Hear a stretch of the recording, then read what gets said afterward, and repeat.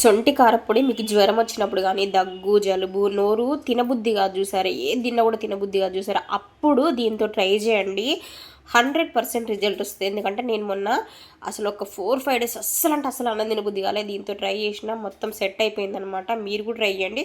చిన్నపిల్లలకు కూడా ఇట్లా చాలామంది అరగదు అంటారు కదా, అరగకుంటున్నా కూడా డైలీ అసలు ప్రతిరోజు ఒక్క ముద్ద ఈ సొంటి కారప్పొడితో తిన్న తర్వాత ఇంకా వేరే కర్రీస్ తోటి అట్లా తినండి. హెల్త్ కంటే ఎన్ని బెనిఫిట్స్ అంటే అన్ని బెనిఫిట్స్ ఉంటాయి. చాలా చాలా ఈజీగా చేసుకోవచ్చు. డైలీ ఒక్క ముద్ద దీంతో తినండి, ఎంత రిజల్ట్ ఉంటుందో చూడండి ఒక్కసారి. ఇది బాలంతరకు కూడా పెడతారు కదా సొంటి. ఇంకా దీనికి కావాల్సిన ప్రాసెస్లోకి వెళ్ళిపోదాము. ఇదైతే మొత్తం నేనైతే ఒక 5 ఇంచు 3 ఇంచులు, ఒక ఏలు పొడుగు 3 ఇంచులై 5 సొంటి తీసుకున్నాను అనమాట. సొంటి ఘాటు ఎక్కువ ఉంటుందండి, అది మర్చిపోవద్దు. ఎక్కువ వేసుకుంటే తినలేరనమాట.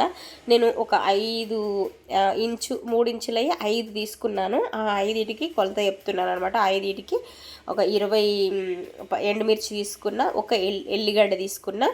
ఇంకా కొంచెం ఈ పప్పులు వేస్తే కొంచెం టేస్ట్ వస్తుంది అనమాట. ఇవి లేకున్నా అది కారం తినలేరనమాట. ఇవి కలిపామనుకోండి కొంచెం తినడానికి మంచిగా అనిపిస్తుంది పిల్లలకి ఇట్లా పెట్టిన.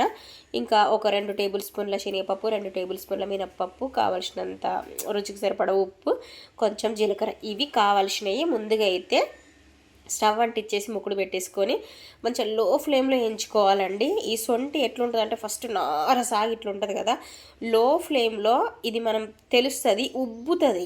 దానికి వేడి తగిలి అది మనకు మంచిగా ఏగిపోయిందని తెలవడానికి కారణం ఎట్లా తెలుస్తుంది అంటే ఉబ్బుతుంది అనమాట. అది ఇట్లా సన్నగా ఉంటుంది కదా, అది ఇట్లా చూడండి వీడియో చూపిస్తున్నట్టుగా దానిపైన ఒక లేయర్ వచ్చింది కదా, బ్లాక్ బ్రౌన్గా అట్లా లడ్డుగా ఉబ్బుతుంది. ఉబ్బినప్పుడు మనం పర్ఫెక్ట్గా అది ఏగింది అన్నట్టు. ఏం చెప్పొద్దు ఎట్లా ఉంటుంది అంటే బిగ్స్గా నార సాగిపోతుంది. ఇట్లా అయితే మంచిగా పొడి అయిద్ది అనమాట. డైరెక్ట్ మిక్సీలో వేస్తేనైతే అవ్వదు. ఇంకా అది ఏంపి పక్కకు పెట్టుకున్న తర్వాత అదే ముగ్గుట్లో కొంచెం అదే శనగపప్పు మినపప్పు కూడా వేసి లో ఫ్లేమ్లో మంచిగా వేయించుకోండి. స్మెల్ వచ్చేంతవరకు మనకు తెలిసిపోద్ది మినపప్పు వేగింది ఎట్లా అనేది స్మెల్ తెలిసిపోద్ది అనమాట. మంచి సువాసన వస్తుంది. ఇంకా స్టవ్ ఆపేసి ఈ మిరపకాయలు కూడా వేసేసుకోండి. ఆ వేడికి ఇవి కూడా వేగిపోతాయి అనమాట. స్టవ్ అంటించేసి ఉండంగా వేస్తే మాడిపోతాయి. అందుకని స్టవ్ ఆపేసి ఇవి వేసేయండి. ఈ వేడికి ఇవి అయిపోతాయి. ఇవి అయిపోయే లోపు అయితే ఇంకా సొంటిని దంచుకోవాలి. ఇలాగా సొంటిని ఒక గుద్దు గుద్దితే ఊరికే నలిగిపోద్దండి, వేడి వల్ల మంచిగా ఇట్లా క్రిస్పీ అయిపోతుంది. ఇంకా నలిపేసుకొని ఒక మిక్సీ జార్ తీసుకోండి. మిక్సీ జార్ తీసుకొని అందులో ఉప్పు వేసుకున్న తర్వాత మనం ముందుగా ప్రిపేర్ చేసి పెట్టుకున్నాక జీలకర్ర అది కూడా వేసేసుకొని, జీలకర్ర వేసుకున్న తర్వాత మనం ఇట్లా దంచి పెట్టుకున్న సొంటి కూడా వేసుకోవాలి. ఇది ఎందుకంటే ఫస్ట్ అట్లనే గడ్డలు వేస్తే ఇంకా మిక్సీ పోతుంది అనమాట. అందుకే ఫస్ట్ అయితే ఖచ్చితంగా మంచిగా ఇట్లా మనం దంచుకోవాలి.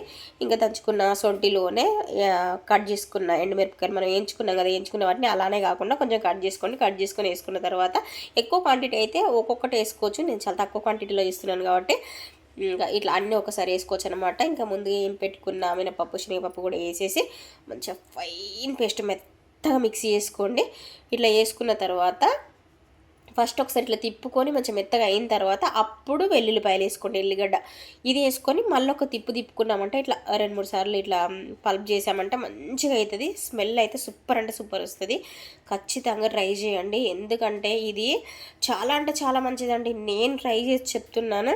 ఇంకా నేను అసలు నాకు అంతకుముందు రియల్గా చెప్పాలంటే పనికి వెళ్ళక ముందుకు నాకు అసలు తెలియదు సొంటి పొడి. పనికి వెళ్ళిన తర్వాత వాళ్ళు డైలీ ఒక ముద్ద అయితే కన్ఫర్మ్ దీంతో తినేవాళ్ళు అనమాట.